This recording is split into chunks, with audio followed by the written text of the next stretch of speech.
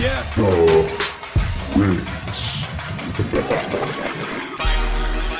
We game time ready.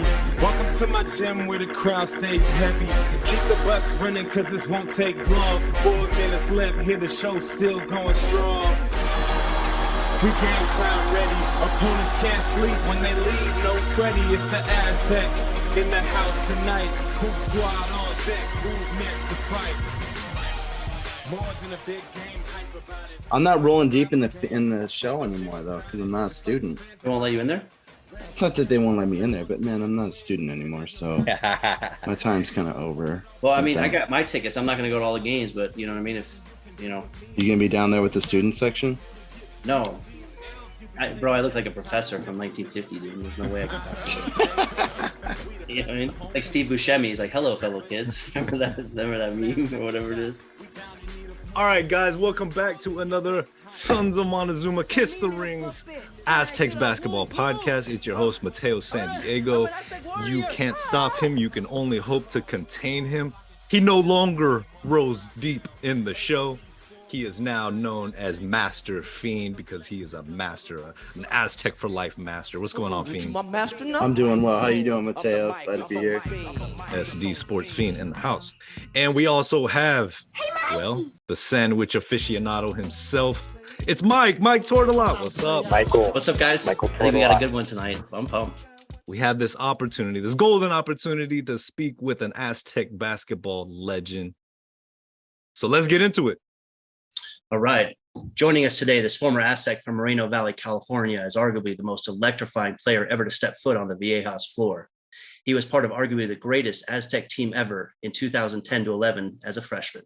He became the Mountain West Player of the Year his sophomore season, along with being named an honorable mention AP All-American when he averaged 17.4 points and 7.9 rebounds per game while leading the Aztecs to a share of the Mountain West regular season title and a number 6 seed in the NCAA tournament, the 2012 Mountain West Conference Player of the Year, and a 2-time first-team All-Mountain West Conference player. He was inducted into the Aztec Hall of Fame in 2018.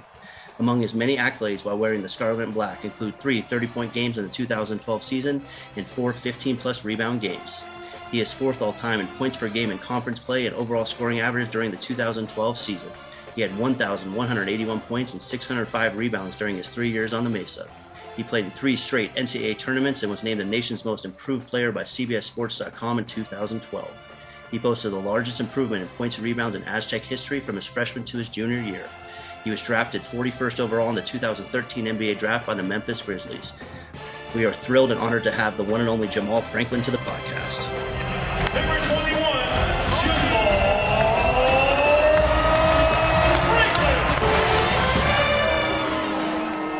Hey, what's up? How y'all doing? What's up, man? How are you? How's it going, Jamaal? Yeah, it's going good. It's going good. Just out here doing my quarantine bid right now. Well, thanks for giving us a couple minutes. No, all day. It's cool, man. Yeah, hey Jamaal, how do you say hello in Chinese? Ni hao. Ni hao. Yeah, ni hao. That's like, hi, how are you doing? Are you pretty fluent now in Chinese? Because you've been there for Hell no.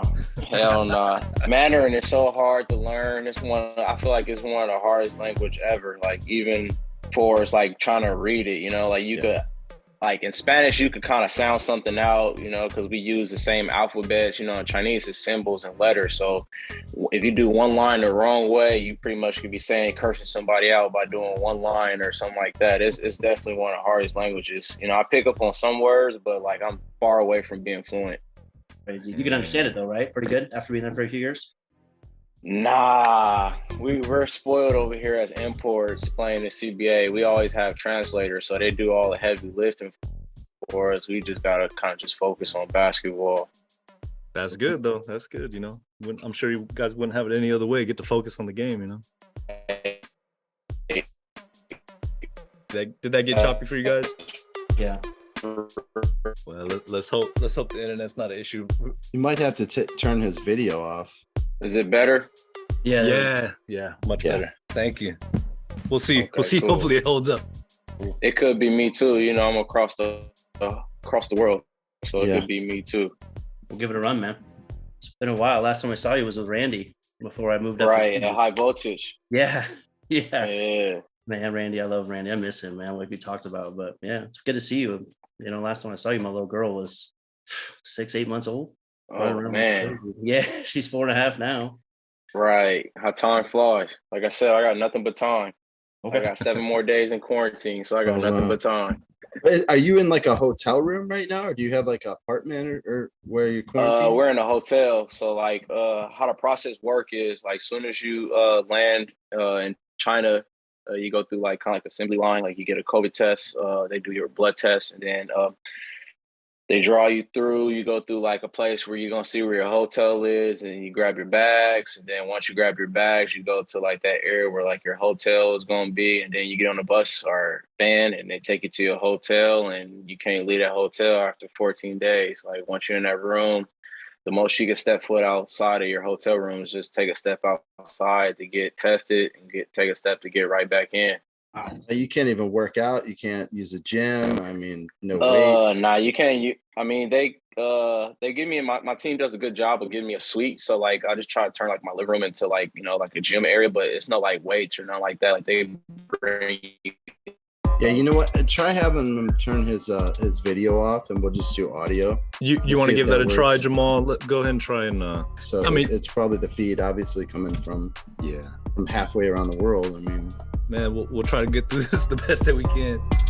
So tell us, you are in China right now. Where exactly are we talking to you from? I'm in Shanghai, China right now. Probably about like 45 to 50 minutes from where we practice at. About 30 minutes from the airport. But yeah, I'm in Shanghai, China right now. Okay. So we know anybody in Aztec Nation knows that you've been out there for the past few years. So tell us, man, I mean, the experience of playing in China. I know one person who's been there personally. So, I mean, what has that experience been like since you've decided to play out there for these last few years? Man, I've been here for about 8 seasons now. So it's been here for off and on, I say 7 years now, for 8 seasons. I came here after I got released from Denver Nuggets. It's been a good journey. You know, being out here has been a blessing. You know, I haven't been back to touch the NBA since the Denver Nuggets, but it's been a good blessing being here, you know, adapting to the culture. When I first got here, when I was younger, leaving out the NBA, like I thought that it was just a place that wasn't as well. But once I got used to being in China and adapted to the culture, it really opened my eyes and made me feel comfortable. And it became like a place that's home, but away from home. So it's been a good thing, and learning stuff, learning how like different cultures is learning how they're trying to learn our culture and how we trying to learn their culture is definitely opened my eyes and perspective of saying like, everybody goes through struggles, everybody has their way and everybody has their way. It's just, everybody's pretty much doing the same thing, but it's just a different style of play. You know what I'm saying? Absolutely. So what the style of play over there compared to over here? What's the biggest kind of transition or the biggest thing that kind of took you by surprise compared to playing in the States? I would say it's way more physical. Way more physical. I mean, I watch the NBA games now, and stuff that they call flagrant fouls or regular fouls in CBA are probably no fouls, depending if you're at home or away. You know what I'm saying? When you're away, you're pretty much you got to be a gladiator. So I'll say the style of play is very physical here. Style of play is more depending on your imports and your key locals, And as an NBA team, you can play a game and have 15 points. There's people in the NBA that average 8 points, 9 points, 12 points, and still get good deals in the NBA. But over here in China, like you're relied on. If you do that, then you're going to get sent home real early. Yeah, I was going to say, like you've been averaging over 30 points a game, I think, almost every season, right? With each team. If not 30, close to it. If not 30, close to it, But I'm a person where I can score the basketball, but my skill set is I can do so much things good. You know what I'm saying? Like I'm not just like, guys like Jimmer Fredette, he's a great scorer. Like I'm not a great scorer, you know what I'm saying? But I'm a good scorer. So I'm a person, I'm going to play defense. I'm going to rebound the ball. I'm going to get you assists. And I always play around or averaging close to triple-double pretty much almost every year just because I'm one of those guys. Like I said, I'm good at everything. You definitely fit the mold. I mean, if there's a word that I could think of that described your time as an Aztec, Jamaal, I think of a fierce player, man. I mean, that fire that you played with in your time as an Aztec was unbelievable. Like that intensity that you brought to the game, the competitive fire that you brought to the game, like it was pretty hard to compare, once you left the Mesa, man. Man, I mean, that's how I always try to play, whether you're my friend or you're my cousin or we grew up together. Once that ball goes to the air and you're on the opposite side, you got different jerseys. I mean, we're enemies until the game is over. And it goes like that my whole life, even my career. I don't really want to be friends with you during the game, but, once the game is over, whether you win or lose, I'm the first person who's going to go shake hands with somebody, whether I win or lose, but like, during that game, when the game is going and that 12-minute clock is going, as a pro now, but, back in college, it was 20 minutes per half. Once that clock goes and the ball goes up, like we're enemies until that clock says 0-0, and again, like I said, I've never been a sore loser. Once we lose, I'm the first person to congratulate a person, but, I try to know that I'm a person that don't lose as much. I want to win more than I lose. So I got to ask, because it was one of my favorite moves ever in Aztec history, is the kind of slow down at midcourt and kind of, the guy hits you from behind for the foul. It was kind of won a game. You knew it was coming. You didn't know when. You still kind of, well, one, how did that come about? What was that kind of, besides, hey, I can get a quick foul here, but you still do it? Where did that kind of come from? I do it sometimes occasionally. I do it sometimes occasionally still, but, here being an import and doing it over here, I'm a person where I led the league in free throws probably 3 years in a row until last year. So the refs kind of like not trying to give me too many fouls like last year, and I'm expecting it to be the same thing this year. It's kind of like similar to like how James Harden's going through it in the NBA, where he's not getting as many calls like he used to. But I stole that move from Chris Paul. Watching him in film, Chris Paul does that a lot. He gets it on a break and then he see a big just run the floor. He doesn't have the, a lot of big men don't have the emergency break like guard. So once you hit that e-break on him, he's going to just rear end you. So it's automatic foul, but I got that from Chris Paul. Okay. I love that move, man. That's one of my favorites of all time. Is that what it's called? Yeah. The e-break, pull the e-break? Yeah, that's what I call it, the e-break, and it always worked. People don't understand how important it is for a foul, because now, that person doesn't want to get out the game. So now he's not going to play as hard defense because he don't want to get another foul. And also now you're in the penalty box where every time you get fouled, it's a free throw, So I always take that as a good craft, against the free throw line and have people foul you. That's awesome, man. I mean, you're really, using the cerebral part of the game to take advantage and to score points and help your team. One of the things that I absolutely love about your game is just your pure athleticism. I don't know if there was a more athletic Aztec player that I've seen like in the last 15 years. And I'll even put that up with Kawhi. I remember watching you against Fresno State, and you were coming down the court and you threw that ball off the backboard from the 3-point line and slammed it. And I remember where I was when that happened, and I remember almost falling out of my seat. Just amazing athleticism. I think Jamaal might be that player, that Aztec player, man, because for me personally too, there's a handful of plays that when I think of Jamaal, your career at State, like there's plays that I remember exactly where I was and what I was doing at the time. And there's not many players that I can honestly say have that many in the arsenal. Yeah, I appreciate it. I appreciate that coming from, so many athletic people at San Diego State have had. I appreciate that. Oh, man. So, I mean, that dunk that I did in Fresno, like a lot of people like were real shocked about it. But like my teammates, if you was on my team or, grew up playing AAU with me or played against me at AAU, it's something I've been doing for like forever. So like, it was really like normal, but I think it was just more crazier because, we was playing in Fresno. It's a real college game and the game was close. I think we were only up by like 2 or down by 2 or something like that. I couldn't remember, but it was definitely a close game. So I think that's where it got so shocking to everybody. But like if you was, play AAU basketball with me or play, like Dwayne Poley, me and Dwayne Poley been playing AAU basketball together since we was in the 9th grade. So he's been seeing that forever. So it wasn't like too shocking to him, but, and the other people that have been playing me. But it definitely was dope to do it in NCAA tournament. I definitely wanted to accomplish some other stuff in the NCAA, playing NCAA basketball, but, you know, I missed it. I tried to go between the legs against Wyoming my freshman year, and I missed it. So that was one accomplishment I felt at. You know, I did that plenty of times in prep school and high school and stuff, but I missed the one against Wyoming when we was playing. I think it was like breast cancer awareness day. We had pink shoes on or something like that. I remember, and I missed it. And Fish told me if I do that shit again, he'd be pissed. But, you know, I came back the next year and threw it off the backboard.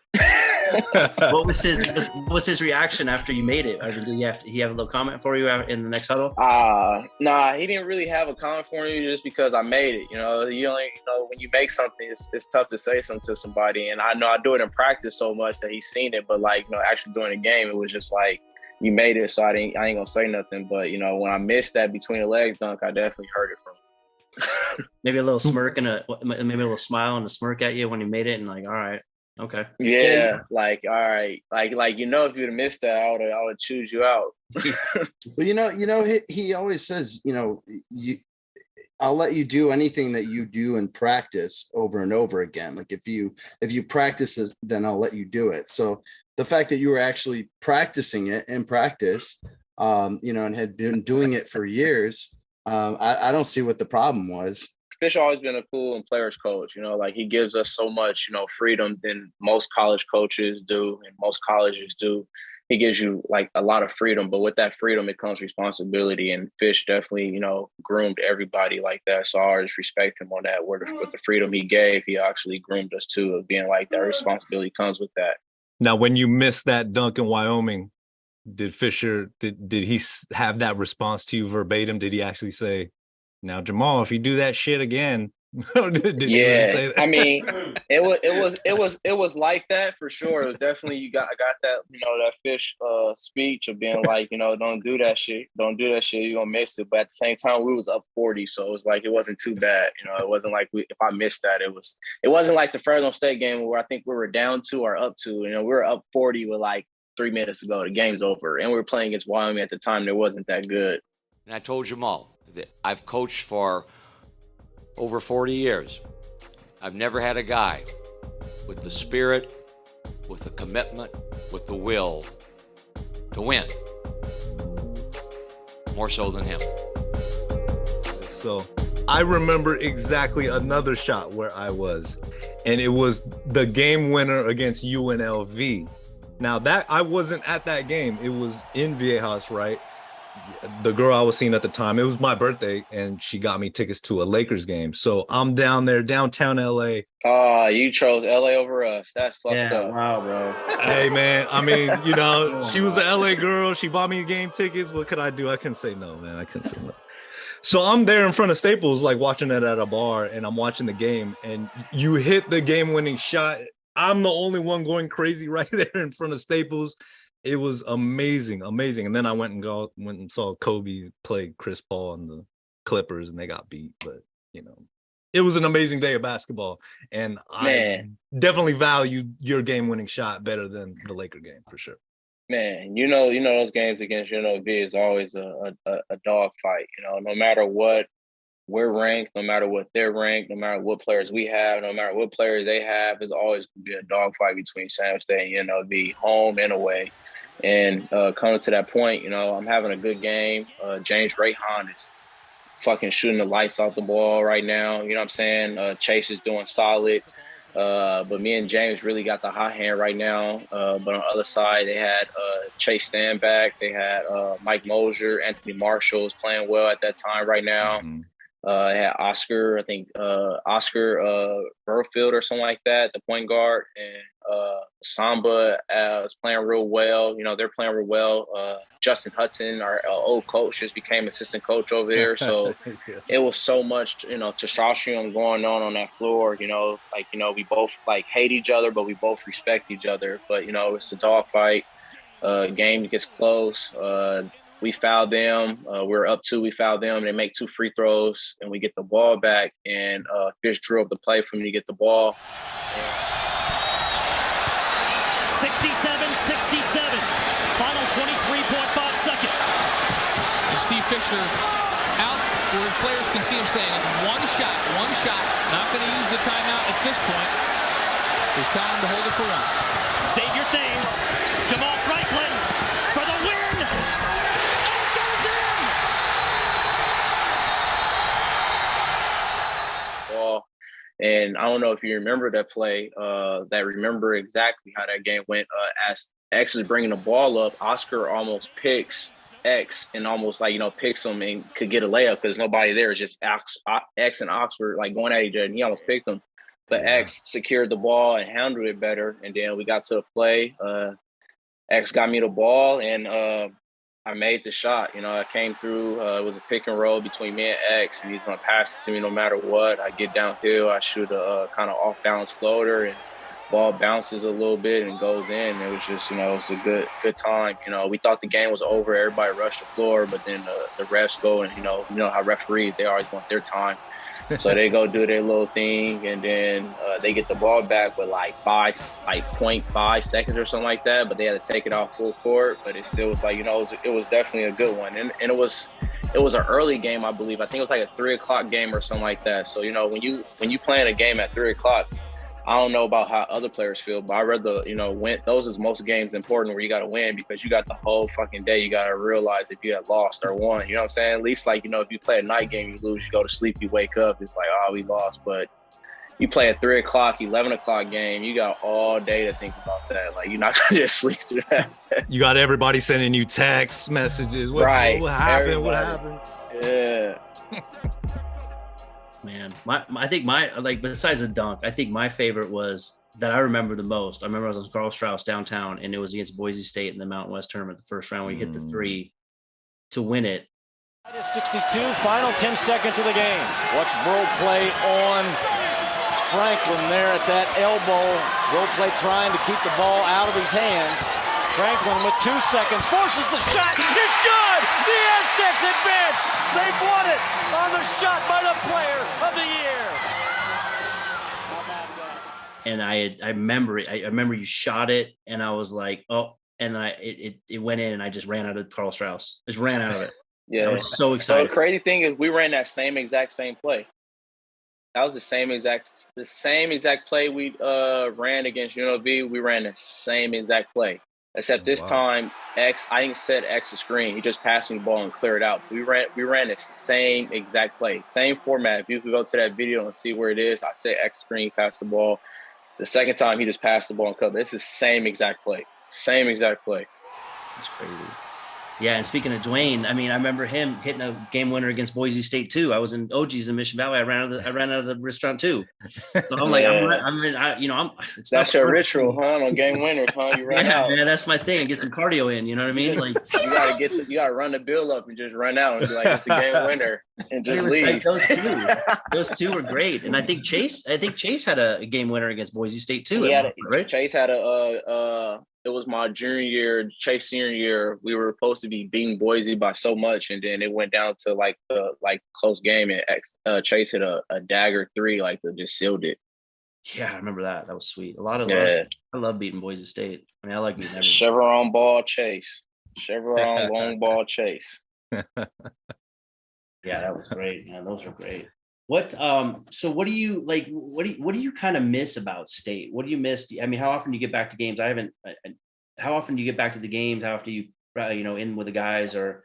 I used to come back earlier in my career for NBA All-Star break. I used to come back and go to the games when CBA wasn't as long as it is now. I used to come back, go to the game, catch some conference tournaments at least. But I haven't been to a game since they retired Kawhi's jersey.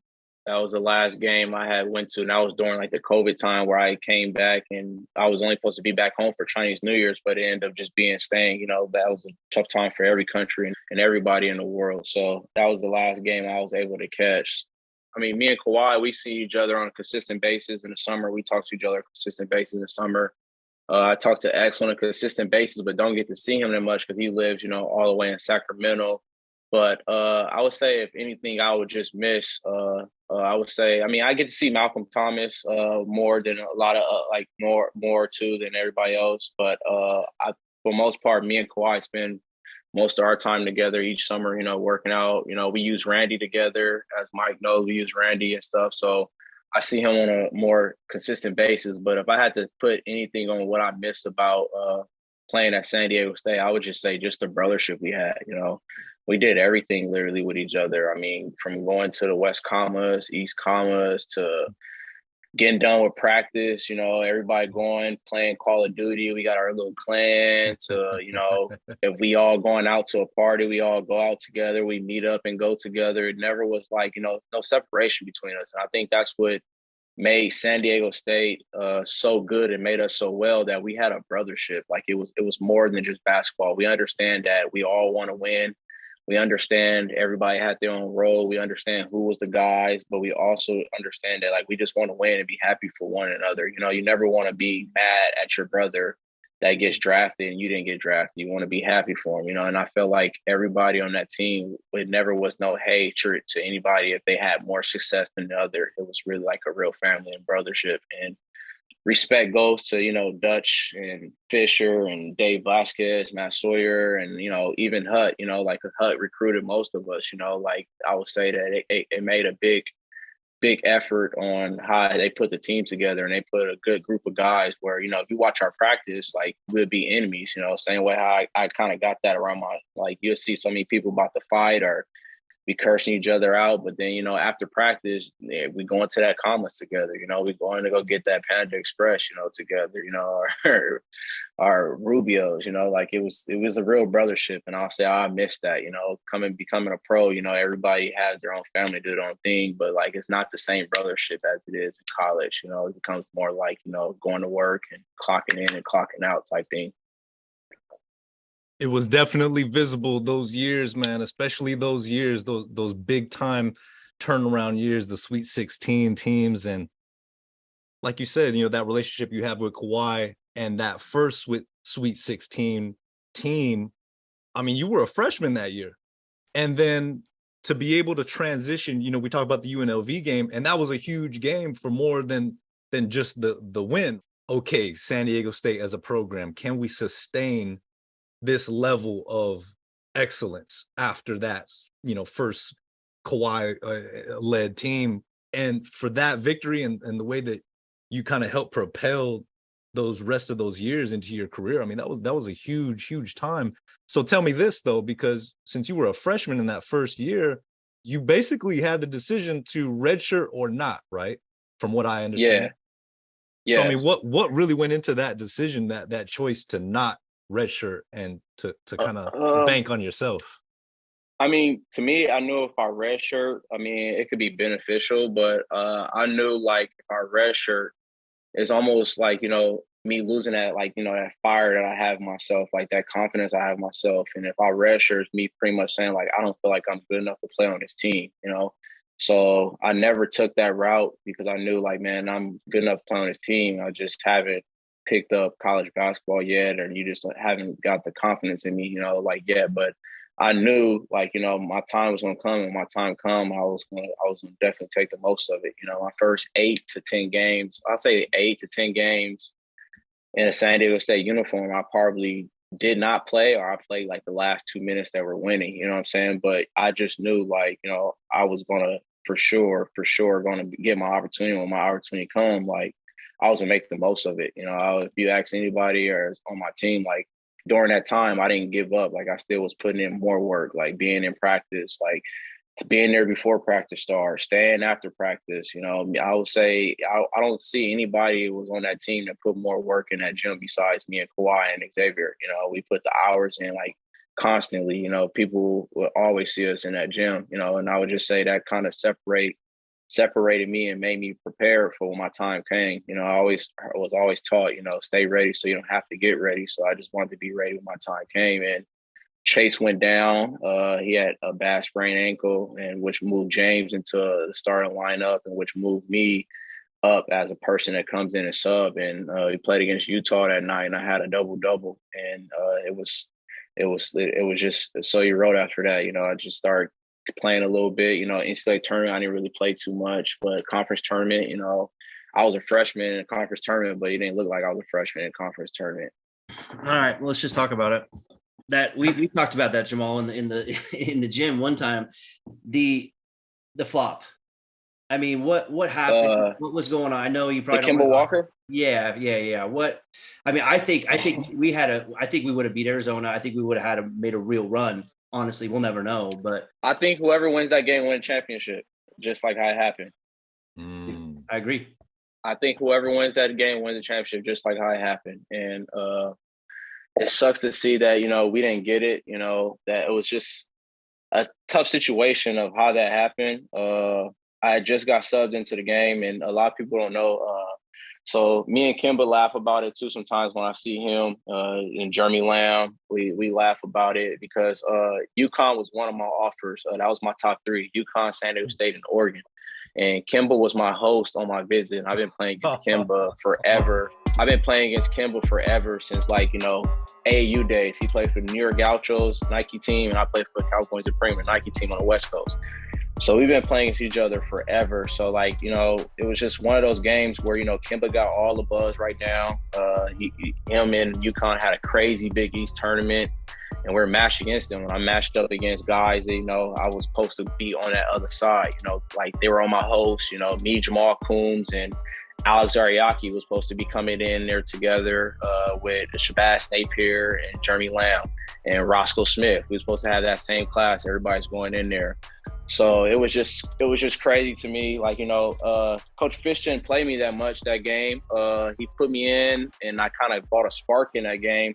And then it's a timeout after I just got I got a tip. I think I got a tip dunk, or I got a nice pass to Billy. He got it, whatever. But I'm playing real good defense on Kemba, and not saying I'm the Kemba stopper or I'm this and that. I was just, when you know somebody, you've been playing against somebody so long, you just know their antics, what moves they like, what gets to them. And a move that I use now to this day, when somebody is going crazy, I'm gonna hit the ground just like that. At that time, I think I probably weighed like $170, and you'd think that I would weigh 240, and I came through like Mike Allstott and ran him over how he fell. But that was the ref's decision. He made it a tech, and instead of him, the ref just saying like, "Oh, it's March Madness basketball, it's a flop." He just, they were protecting Kemba at that time. But that's how it go. But said and done, I just feel like, man, if I still after that, I get I had to be taught a lesson and don't get back in a game that rest of that game. But at this time, I was just like,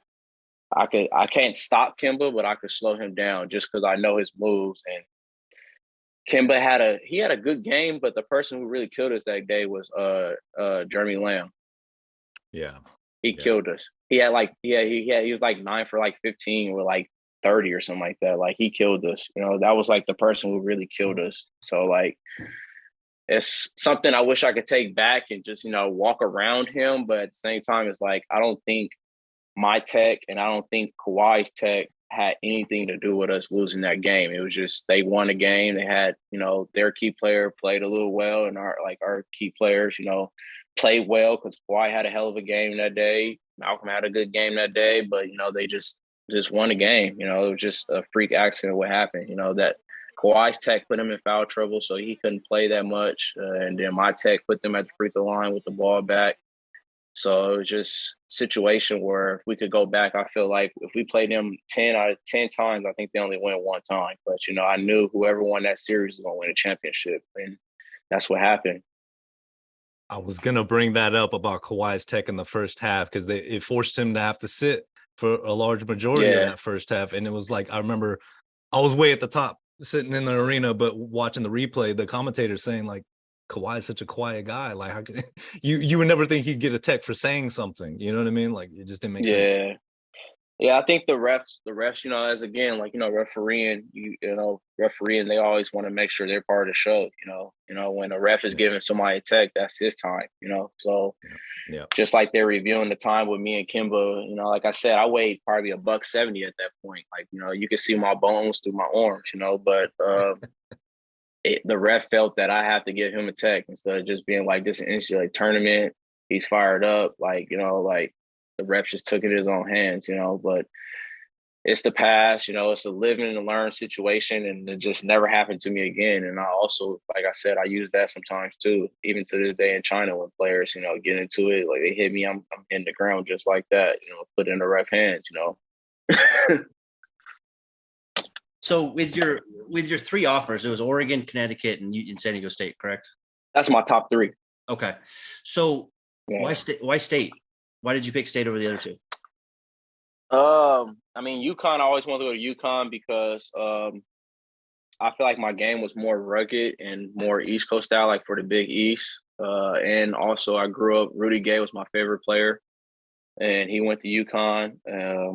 And I wanted to go to Oregon because I loved Eugene on my visit.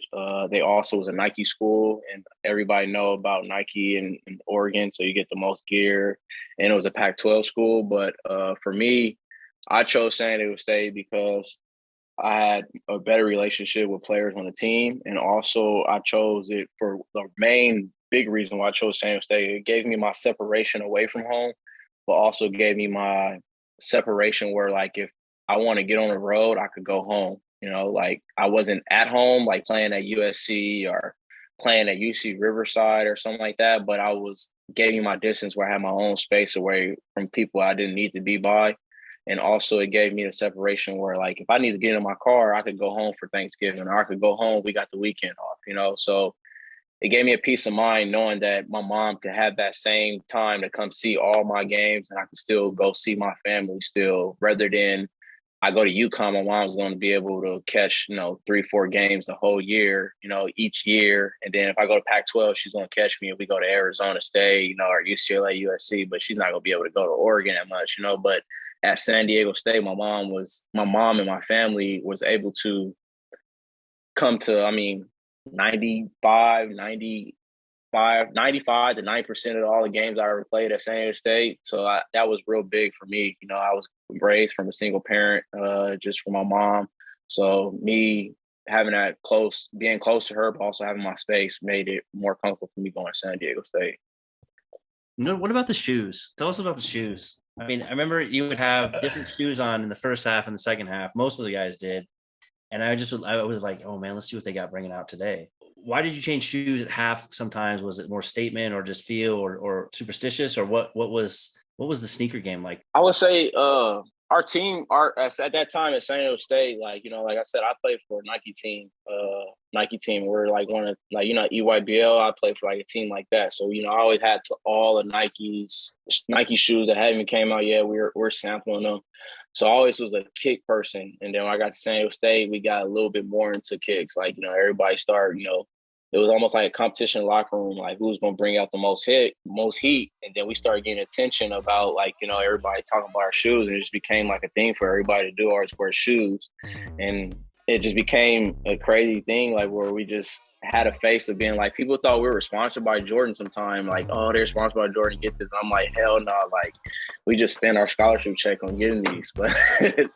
But I would say the feel for me of switching was just like, if I'm playing well in the shoe, like, I'm gonna keep the shoe on. But if I don't feel like I ain't playing well, then like, it's coming. I gotta change them. I have to change them. Like, even to this day, like, I don't switch them at halftime. But like, if I have a bad game in the shoe, like, it's going in the trash. Like, I don't want to wear it no more. Like, I don't want no part of it. Like, it's done. Like, I don't want it no more. I gotta know the story behind what everybody was calling the Timberland shoes, though, because I'd never really seen anybody rock that shade of like a suede coming out there with the shoes, man. Those is actually the LeBron ones, the LeBron 1 All-Star edition. Those are the first LeBrons he had, his first generation Zoom generation ones, but it was an All-Star one. So like, it was when I was able to get my hands on them, I'm like, ooh, I'm busting these in a tournament. Because in a tournament, they were telling us like we couldn't wear Jordan unless we're a Jordan team.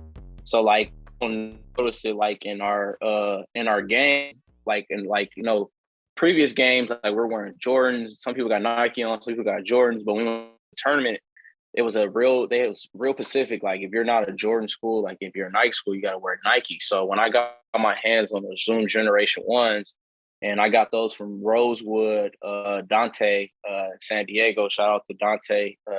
I got those from him.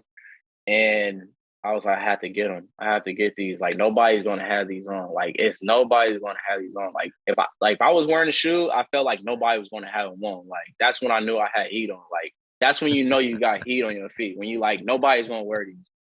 And our team used to have people like wear, like, we're wearing Jordans that people only wear with like outfits. Like, they don't want to wear them outside or something like that. We're playing in shoes like that. So that's what made it more like crazy that we're playing in the cool gray 11s that just came out. And people like, man, I ain't in line for these. I'm putting these on ice. I'm not wearing them. We like, fuck it. We're playing in them. Like, you going to see us in these. We're wearing them. We wear the white jerseys or red, you know, like, so that made a big difference of our school, I would say, just because we were really playing in real heat. We wasn't playing in like, team Jordans or no regular Jordans. Like, we were playing in real heat.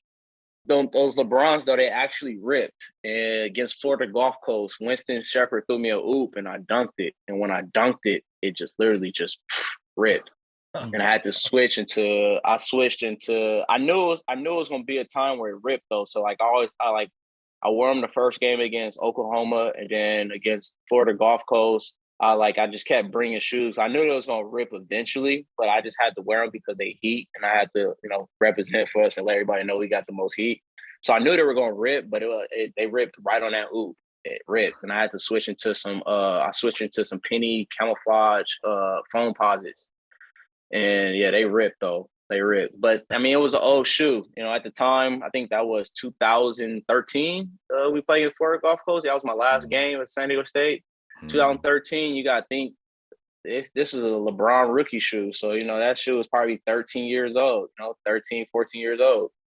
So it was a matter of time it was going to rip.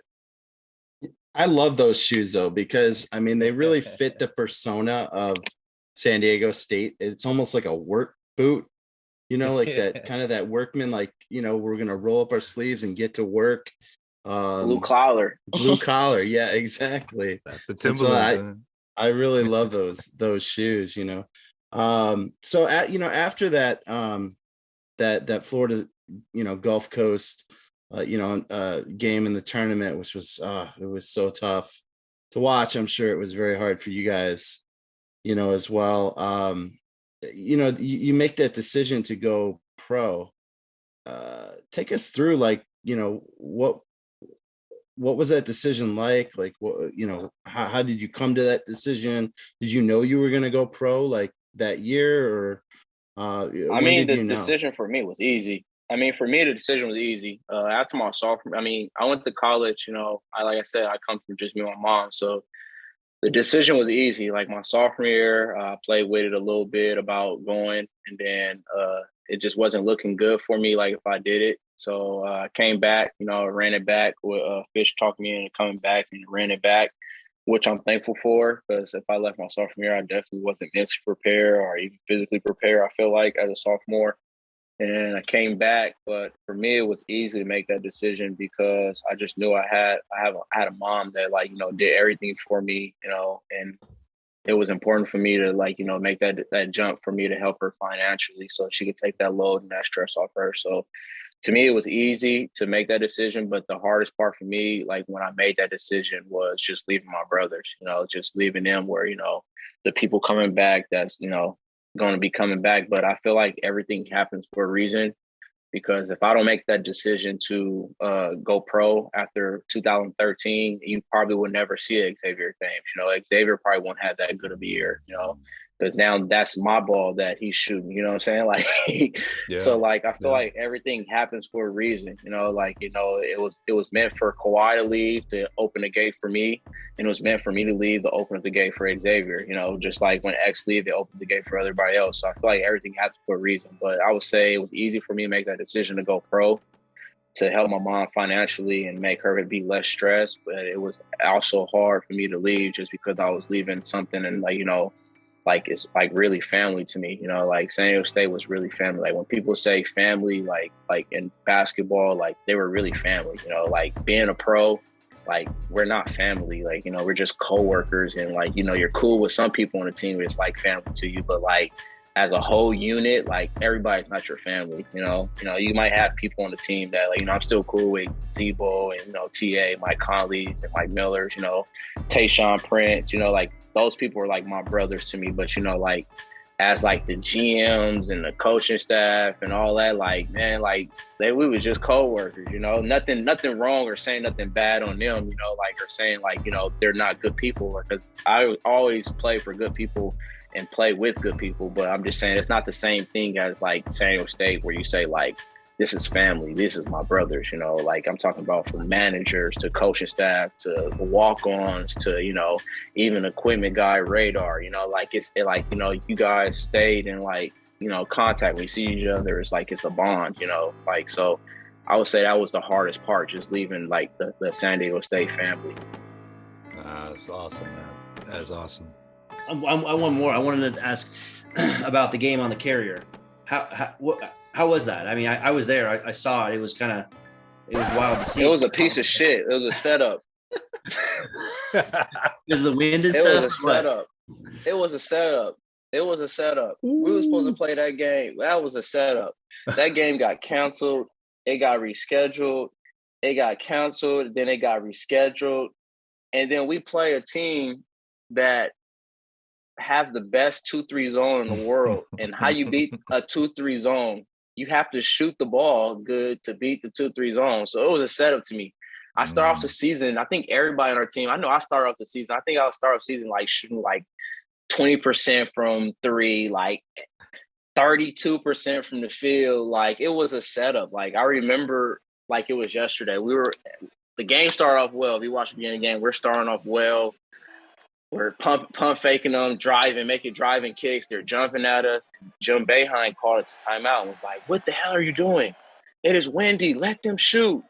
From there on, not one pump fake. Like, none of that driving kick, how you break the zone where you pump fake and drive and that, it did not work at all. Like, it did not work at all. And we ran one play for James. James caught the ball, made the three. You know, James and Chase was like, James, Chase, DJ Gay is like arguably the best 3-point shooters like I played with when I was at St. State, and Xavier.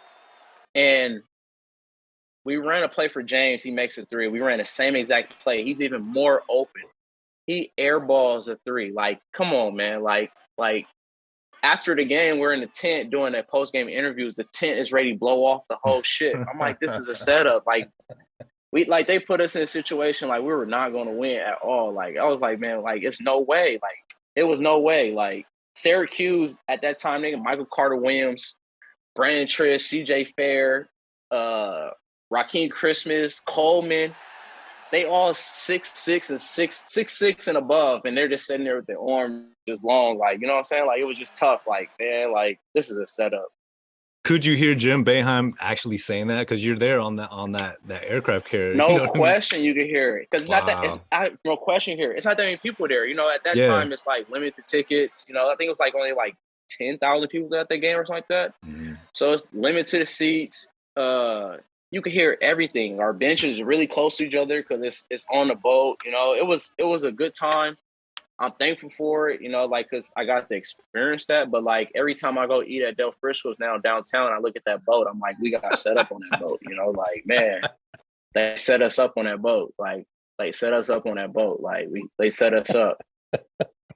Yeah, we have not had good luck playing outside. I know we played USD at Petco. It was a couple years later. We lost that game. That's no excuse for that one, though. You're not supposed to use USD. That was bad. That's a big difference. You're not supposed to use the USD. You're not supposed to use the USD. There's no excuse for that one. Because there's no excuse for that. But I get where you're going at it, though. Like, you know, I definitely wish that's one of those games I wish we played it, and we played it indoors. Mm-hmm. Like in a hangar or something. You know, a hangar would have been cool. Like, they should have played it in the hangar, you know.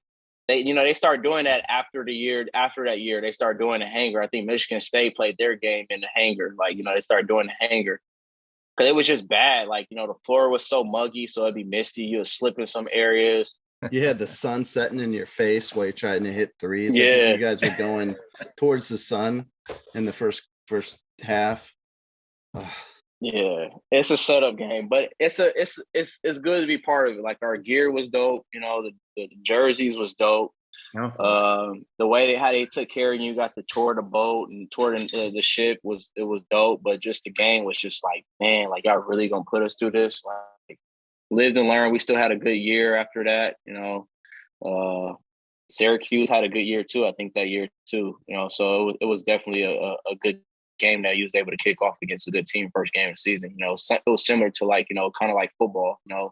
How football starts off and they play that top team versus another top team. That's how it kind of felt. Rather than most basketball teams, they start off playing like the no good teams, and then they started getting to them after they got a good flow. All right, guys. Do you guys want to settle your dispute? Were you guys planning on? Are we going there? Yeah, let's do it. All right, let's do it. So it. Jamaal, okay. So we have a top 10 list that we're putting together, all of our guys, and I left Kawhi off of it because he only was there 2 years. I was giving him a hard time. I said, well, I think Billy was like more of a glue guy. I know Kawhi was the guy, but I think Billy was more of a glue guy. And he was not thrilled with that comment. So in terms of that squad, the 10-11 squad, how would you view that? I mean, how did you look at that? Like, in terms of those two guys on the team and how the leaders and the glue and stuff like that, what was your kind of take on that? I mean, DJ was a captain, but the leader on the court would be you have to be DJ as a captain, like the vocal point, the leader, who Fish put in charge, But I mean, on the court, who the guy was. Like it was Kawhi. Like you had to know it. You had to know that Kawhi. And it would go Kawhi, and next it would be DJ. Then next it would be Malcolm. Then it would go Bill. But I had to say, if you're battling for like who's the guy, I would say it would have to be between DJ and Kawhi that first year. But I would say Kawhi was like, everybody knew he was the guy. He was, you had a short time with Kawhi. Like he's ready to be leaving soon. Like if it's senior picture day, you knew like Kawhi's going to senior picture day. And you're not asking why he's at senior picture day. Like, like this is his last year, Right. So you guys kind of had an inkling he was going to bounce after that year, right? Yeah, for sure. I mean, you love college, but you always could go back to college. That's why I like what they're doing now for kids. That's they're able to decide like I just want to go straight to be a pro, because you got some kids that go to college, and college is one of the hardest pit stops. Now you got more freedom. Now you don't have nobody watching you. Now you're around females. Now you're around the parties. Now you're around studying and having to go to school. So college to me is one of the hardest pit stops. Some people to go to college, and if they were just able to go straight to be a pro like they are now, like they've been a pro, but now like back then they had to go to college, so it kind of made them not become a pro. So I felt like I like that the NCAA and the basketball world is giving people an option whether you want to go to college or you don't have to go to college. It's not forced like it was at first. I like that. I like how you say it's the hardest pit stop, because it makes so much sense. Because you're right, you just have so much more freedom, so much more. No one's there to watch you, and kind of, in a sense. But that's probably the best way I've heard it explained about college. Yeah. So, Mike, are you ready to put Kawhi in your top 10? It's the only reason he was there. Jamal he was only there 2 years, so I kind of like to mess with people. You know how it is. Like Randy. Shit, you've seen Randy and I go back and forth in the gym and stuff like that. So I was like, let me just throw this in and see what Fiend does, and he didn't. It was not received well. I know that. He didn't like that. Yeah. Nah, you got to put him in your top 10. He really is the top. If he ain't your top 10, he should be top 2, top 3, if anything. But he got to be in the top 10. You cannot just not put him in that. Gonna chop y'all up, karate style. Right. Yeah, Settled. I apologize. Okay, it is settled. I apologize, Fiend. All right. Thank you for handling that today, Jamal. I've been tired of hearing about this debate, man. Thank you for saying that. Okay, I want to know about China, though. I want to know about China because that's like I'm fascinated with China, man. So you've been out there for a little while. I want to know about it. So, are there a certain amount of exports allowed on each team? Is that how it goes? So I've been out here from when the rules have been regular and the rules has changed. Normally it was when I first came out here, it was 2 imports per team. You would play second, and you could play the whole game together, but you could play first, second, and third together. But in the fourth quarter, you only allow 1 import on the floor. And now the rules has changed where you could have 3 to 4 imports on a team, but you could suit up 3 imports, but you only allow 1 import per quarter. Wow. So like the rules has changed like dramatically, but I mean, they say the rules has changed to give the locals more bigger roles, because when the imports were playing, they didn't have a bigger role, but now it gives the locals more a vocal point, and it makes this actually Chinese Basketball Association. So that's what the rules are now. You know, it's a little different, but you know, that's what the rules are now. You know, it's a good thing and a bad thing, but you know, that's what the rules are now. So you just got to follow them. They're trying to grow the game in their country, right? Like they're trying to get their guys to learn the game and advance and all that stuff. So Yeah, I I mean, hear that's what they say is for them to be ready for their national games, and for them to be ready for, you know, like when they play the Olympics and stuff like that. So we'll see how it's going. I mean, they just started this. This rule just became effect 2 years ago. So we'll see how it goes, huh? Yeah. And then, so I was reading something. Yao Ming was part owner of Shanghai for a while, and then he became the commissioner in the last few years. Is that right? Yeah. So Yao Ming was like owner of Shanghai Sharks, the team I play for now. But then he became the owner. He became the commissioner, so he had to sell his share his part of the Shanghai Sharks. So now he's commissioner, and Yao Ming's actually the person who put that rule in that, you know, 1 import per quarter. Okay. So I know we already asked you about like the language barrier, and you said they do a lot of the heavy lifting for you as far as the language goes. But tell us about like off the basketball court, being in China during your time out there. Like, are there any customs or traditions or, you know, something from the Chinese culture that you feel like you're pretty cool with? Like you look at it now and you're like, okay, like I kind of like this, or you've adapted to it. I would say Chinese New Year's. Chinese New Year's, you gotta love Chinese New Year's. You get red envelopes, you get gifts, and you get a break. So Chinese New Year's would be my favorite holiday playing in China. Chinese New Year's is a big one. How long is that break for? It would be most of the time when we have Chinese New Year's. If you're on a winning team, you would get probably like 10 days off. Okay. Yeah. Nice. And that their calendar is a little different than ours, isn't it? Like in end of January or for the Lunar New Year? Yeah, Chinese New Year's changes though, like every year, but it's normally like end of January or sometime in February. I know we talked with Matt Mitchell, and he was talking about being in France and just trying to go to the grocery store and buy fruit was a challenge. Like, is there something you could share with your experience out amongst the people? Man, I'll say just my first experience, it was so crazy, is how many mopeds there was out here. You know, like my first team I played for, we had a hotel. We stayed in a hotel, literally was like probably like 2 blocks away from the arena. And just going to the arena, you have to just watch out for so many mopeds and bicycles that, like, you know, it's crazy. Like when the light turns green and then like how they drive, like it's crazy. Like I see way more accidents in the States, for sure, way more accidents. But the way they drive here, like it has you on your toes, like, oh shoot. And then it's just like, it never happens, you know? But like, I would say mopeds and just walking the street and how people drive out here is the craziest thing to me. But like, again, like I said, like I see way more accidents in the States than I do ever here. Like seeing the driving and seeing it here is like, no, like my teammates, he had just got a brand new like Porsche Panamera Turbo or something like that. And he's like, yo, take it for a drive. Like I'm good. Like I am not driving this car out here. Like if I hit somebody, they not gonna understand me, first of all. Do you understand the words that are coming out of my mouth? And I just don't know how to drive here. Like y'all don't feel like y'all follow the rules. I feel like y'all make your own rules as y'all drive.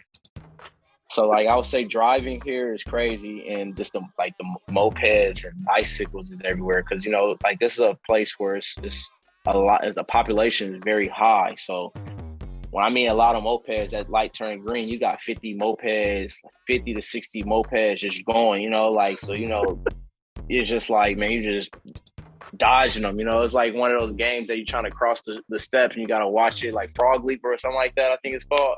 It's crazy. Yeah. So I saw not too long ago a documentary about Stephon Marbury playing out there, right? Have you had a chance to see that? Yeah, I seen a documentary on Netflix and stuff. Steph is definitely a big bro to me. he was definitely a person. Him, Pooh Jeter, Lester Hudson, Bobby Brown was definitely people to open my eyes to China. Because, like I said, when I first got here, I was just one of those, spoiled American guys where like, man, this is not the NBA. Like, I'm trying to get back to NBA. This is not nothing that. But they opened my eyes to like, you can make it out here. Like, just adapt to the culture, keep playing how you playing. Like, be a good person, and you could be out here. You got to make a lot of success out here. So Steph has definitely been a big part of me having a good career out here. And again, Lester Hudson, Pooh Jeter, and Bobby Brown has definitely been people that helped me in my China career. And I gave a lot of respect to them because, like I said, I played in NBA since. So if I was waiting on the NBA, it'd probably be a crazy situation. Yeah, that was a fascinating documentary with him because it just felt like, okay, everybody in the States, you think we're this and that, but in the States it's kind of you just pay attention to only the NBA and stuff, for the most part. But then when you open your eyes up to see what's going on in China and worldwide, like it was cool to really see his transformation and the way he spoke about himself changing when he went to play out there and internally, a lot. Yeah, he made a path. Steph made a path for everybody. He came over here, adapted to the culture, and then I'm sure when he came over here, he was for sure the highest paid. He was an NBA All-Star. Came from the Nets, the Knicks, the Timberwolves. So when he came over here, I'm sure he was the highest paid, but he definitely opened a route and it was like bigger than what he did. It wasn't just about him coming over here. Like he opened the door for guys like me, and then he's opened the door for the next guys coming in here. Like he started this as a foundation, and he really as you would say, he planted the seed and watch everything grow. Did you look anywhere else besides China when you were trying to figure out if you were going to do like after kind of the Nuggets and stuff? Was it only China, or were there other spots you're looking at before you decided to go to China? I was looking to go to Europe. I was actually looking to go to Europe. I was going to sign with Serbia. I was going to sign in Serbia with the Red Stars. And literally, and that's the thing where I say I feel like everything happens for a reason. Like literally the day I'm about to sign, I signed. I was with Brian Elfis at the time. Brian Elfis is my first agent. And respect to Brian Elfis, he's the person that got me into China. I signed. And literally the next day, Brian Elfis said they just called me and said they're going to have to void the contract. And I'm like, what? He's like, yeah. He's like, they just lost 2 big men in the same game, and they need bigs. They don't need a guard right now. And I became a free agent for a little bit longer. And then I ended up signing a deal with Shanghai. And Shanghai is one of my places where I played and had a lot of my success in China. Yeah. Is that the triple-double year? In 15, 16? Yeah. 34.9, 10.6, 10.8. Wow. That's a great year, man. Holy cow. If you look at my first China team, I came to play in China my first time. That's when I first got released from Memphis, and I came out to China. But I left Guangzhou early, and then that's when I signed with the Nuggets. And then I got released from the Nuggets, and then I came halfway through the year, half season, and finished with Shanghai. Okay.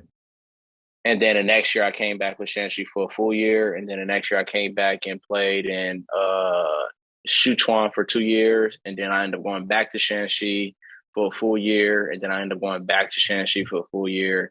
And then I ended up playing in Shanghai now.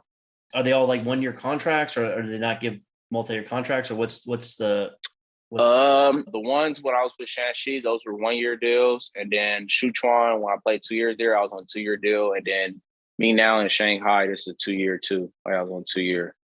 Is that kind of the norm over there? Is shorter contract? It used to be that you could come and sign, 2, 3, 4-year deals, but now Yao Ming kind of switched it up now where you can't really sign those no more. They don't really allow those. Yeah, Jamaal, would you say that at this point in your career that you're content with playing in China? Would you like to finish out your career, your basketball career, playing in China, or do you have other aspirations, to come back to the U.S., possibly another shot at the NBA? Man, it's no place like home. So of course I would definitely want to come back to NBA, but I just know the route that I would have to take in NBA would be like starting all over, not everybody has the story where you could start all over, and I'm so like not satisfied, but I'm comfortable in China, and I embraced it and became like my second home where I have no problem playing China. But then again, like I said, it's no place like home. Like, if I could get an offer to go back to the NBA, and it makes sense, then I would definitely take it. But at the same time, I just know like what I'm gonna have to do to try to get back to the NBA. So I definitely like my decision of staying in China and playing here. Cause like I said, this became like my second home. It's great that there's so many opportunities for basketball players outside of the NBA, because only a select number of, guys get to play in the NBA, but there's, with the growth in the global game of basketball, there's created a lot more opportunities, not only, with China, but also in Europe. And it just seems like it's continuing to grow. Yeah, no question. It definitely is continuing to grow, And I'm just thankful I'm a person that plays basketball, basketball, soccer, you always have a place to, whether you're in your country, you always have a place where else you could go play, soccer, Europe is the bigger market, but US is like the smaller market, but you still have a place to go play, and football, only place you could ever go play is the NFL or Canada. So, it's kind of tough on them. So I definitely thankful that, I play basketball and the doors is open a lot of places. Just like if one door closes, you always can find another door somewhere else. What's it like over there right now? I know you just got there, but like last year and the last couple of years with all the stuff going on, the craziness of the world and all the politics and stuff like that. What's the atmosphere over there compared to, because I know what we see over here in the news and all that stuff. What's it like over there? Like on the ground when you're there, how is it? Atmosphere here when I'm here, I don't see anything like that. Everything is fine. Only thing, the atmosphere where I be like kind of complaining about is the quarantine. But once you get out of quarantine, everything is good. As long as you do your quarantine and you're not doing nothing crazy or doing nothing outside of like their culture or their rules, everything has been good for me for the most part here. I'd love to go to China sometime. That'd be great to get over there. Oh, heck yeah, I want to go, man. So how often do you get be ready for 14 days? Yeah. Do you get to how much have you sightseeing and stuff like that over there? How often do you get to do that? It's tough, it's tough to sightsee, it's stuff that you want to do, but the time when you get to we practice twice a day.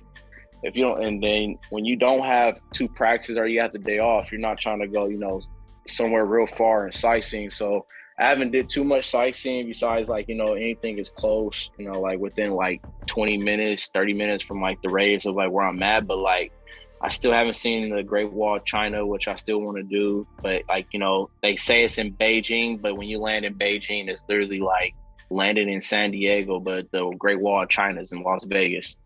So it's just tough, we play against Beijing Ducks and, Beijing, but it's just when you get there and you have that day off, you don't really want to, do too much on your day off. Cause like I said, we practice twice a day, we don't have single practices unless you have a game the next day. But for the most part, we practice hard twice a day. It's a big country. Yeah. It's real big country. It's real big. I love it, man. It's so fascinating.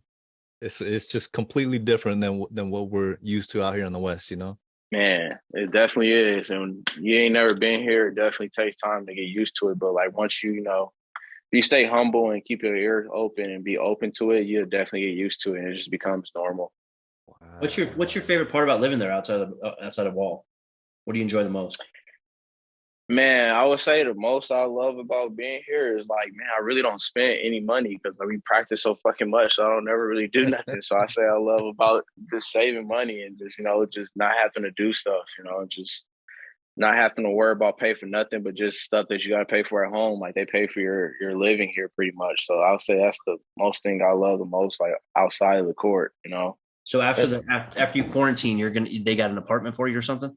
some teams I play for and had apartment, but the team I play for now, I stay in a hotel. So like a suite, like same thing I'm in right now. Like, you know, get a 1-bedroom suite where you have a living room, a little guest bathroom, then you have your room and then your master bathroom. Oh man, yeah.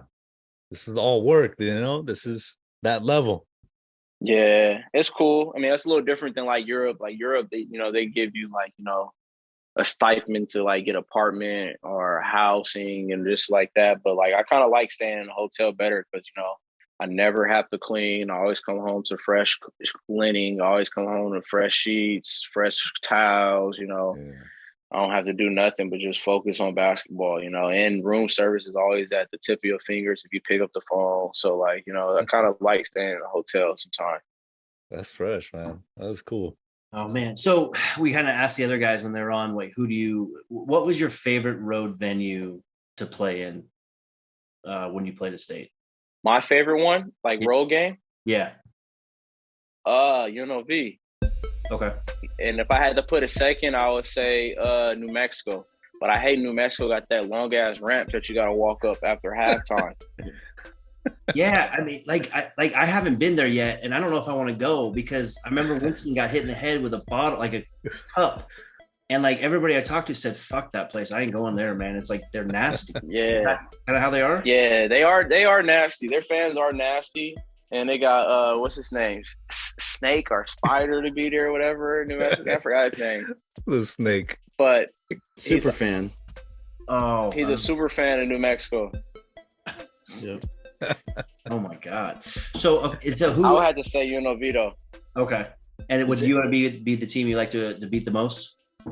Man, I like beating all of them the most, but I would say UNLV, yeah, because, you know, it's different. It's different when you play at UNLV, like, because, you know, when you think about the Mountain West, you think about people who always control the Mountain West was either San Diego State, UNLV. So, like, I feel like it's more like a little rival there, and we're the closest people to each other in the Mountain West. Like, you know, we're not close to Colorado State.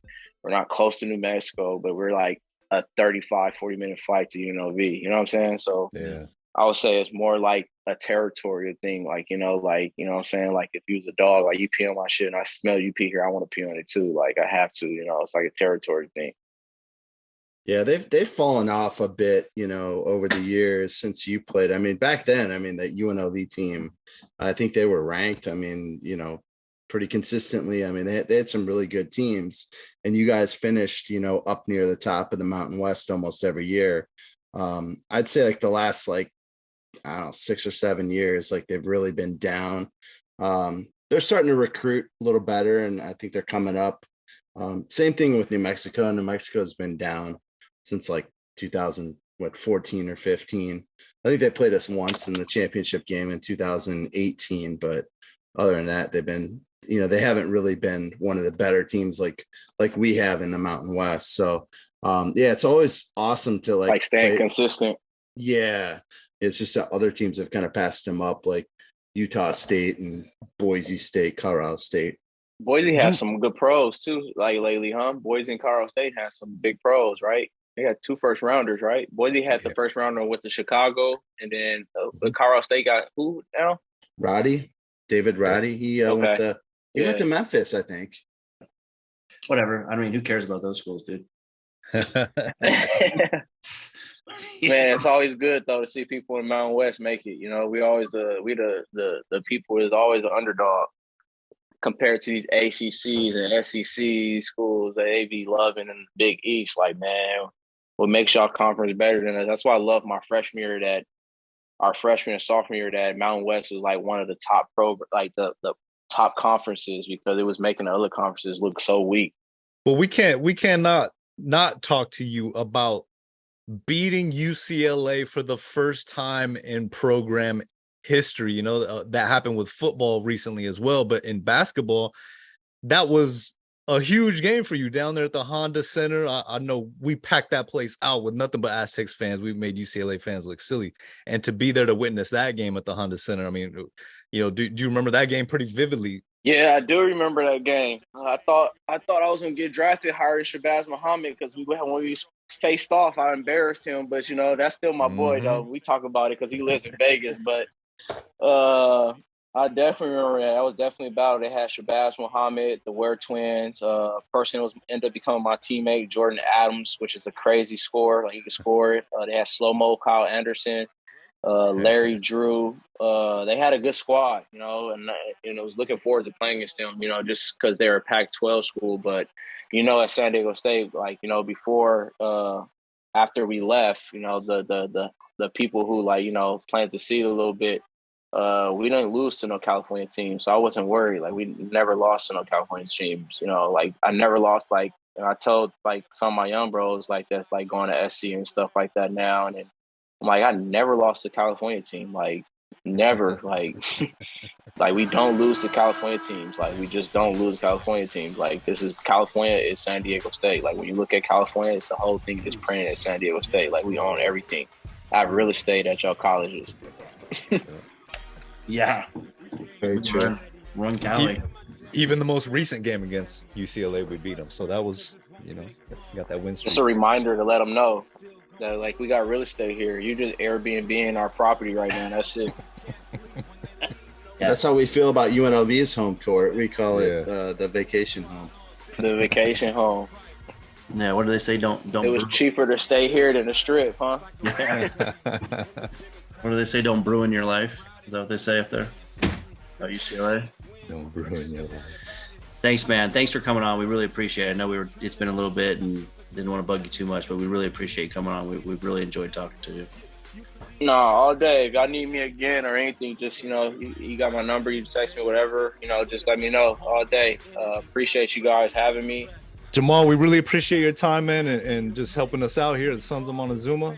We follow your career. We support you out. All the guys playing, once they leave the Mesa, we support them big time. So we really appreciate your time, man. All right, no problem, bro. You have a good one. How do you say goodbye in Chinese? Bye. Bye-bye. Pretty simple. Yeah. Peace out.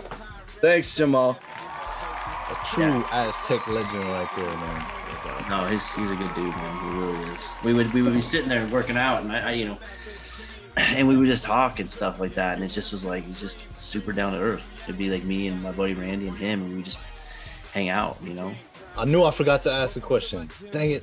Do you remember the time, didn't they say something that he got his tooth stuck in the net because he was dunking in practice or something like that, and he got his tooth stuck in the net, and they pulled his tooth out or something like that, and I totally forgot to ask him about that. Nah, I haven't. Yeah. Oh, man. I think it's got to be true. He lost a tooth? Yeah, dunking? it got caught in the net. He jumped so high, it got cut.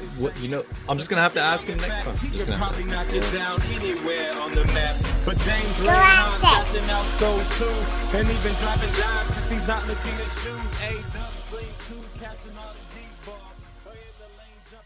Hey Aztec Nation, if you enjoyed this video, make sure to hit the like and subscribe button to our channel.